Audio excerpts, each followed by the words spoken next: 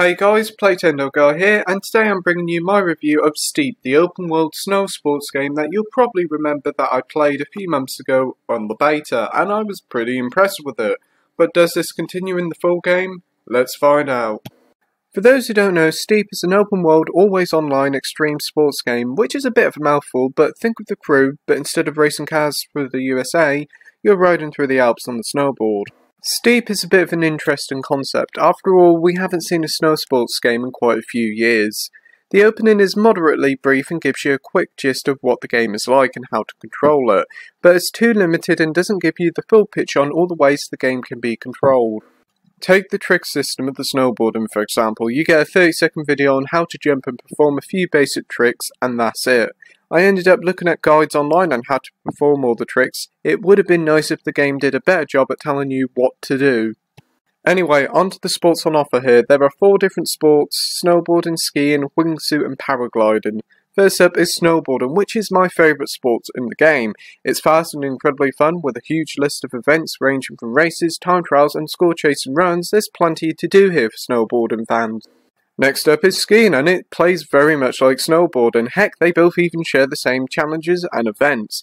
But taken to the skis require a little bit more skill than snowboarding, as you'll probably end up going backwards half the time. Wingsuit next, and this has to be the most dangerous and most extreme of all the sports on offer here. With Wingsuit, you jump off a high platform and you must try to keep in the air without bumping into anything. Most of the challenges in this sport revolve around racing, time trials and flying close to the ground without hitting the ground.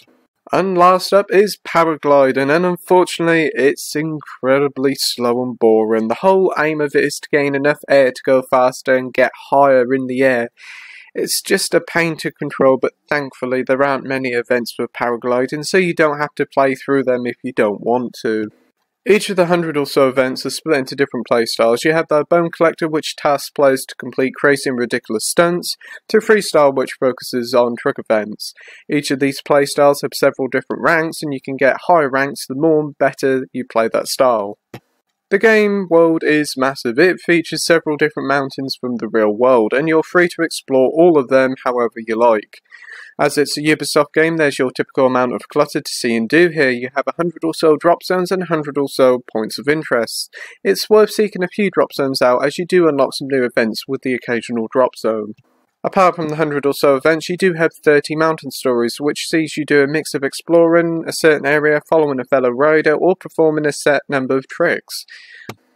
When picking a character, it is unfortunate that you can't create your character from scratch. You have to pick from a set of 8 characters instead, which is a shame, as creating your own character would add a bit of individuality while playing online with others. When it comes to customizing your rider, it's a bit of swings and roundabouts. You can change every piece of clothing of your rider, as well as your snowboard, ski, wingsuit and glider. There's also some funny costumes you can let your character wear. These varies from a giant giraffe costume with an incredibly long neck to even a yeti. It is a shame that there aren't any costumes of famous Ubisoft characters like the Rabbids, Ezio or even Rayman, as I think that would be a really nice touch.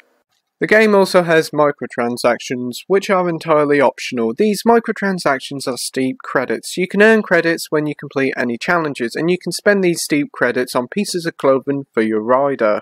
Some pieces of clothing are free, but the more interesting clothing, like the crazy costumes, cost Steep credits. You do earn a fair bit of credits throughout the game, so you shouldn't need to buy any credits with real-world cash. It's also worth telling you that you need a constant online connection to keep playing Steep, as it's an always online experience, similar to Ubisoft's other always online game, The Crew. It's annoying, as if the servers are down, whether it's for maintenance or anything, you can't play the game. It would have been nicer if there was an option to play offline. Technically, Steep is fantastic, offering a beautiful take on the Alps with some brilliant looking mountains and some great looking lighting. The world does offer some nice little places here and there to explore, like the little villages and a few little surprises I won't spoil.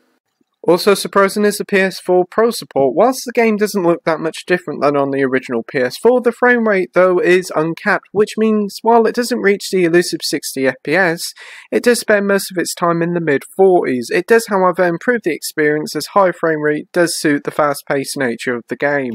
Anyway, we've heard a fair bit about the game, so it's time to wrap up this review. I give Steep an 8 out of 10 with the title of great. Steep is a pleasant surprise and something quite different from most games on the market today. With its huge and beautiful open world that's a delight to explore, to the fun range of sports and events on offer, It's a shame that the paragliding is rather boring and always online aspect of the game isn't really necessary, but the good far outweigh the bad here and the game is well worth a buy. Anyway, thank you for watching my review, hope you enjoyed it, like, rate and subscribe, and until next time, happy gaming. Bye!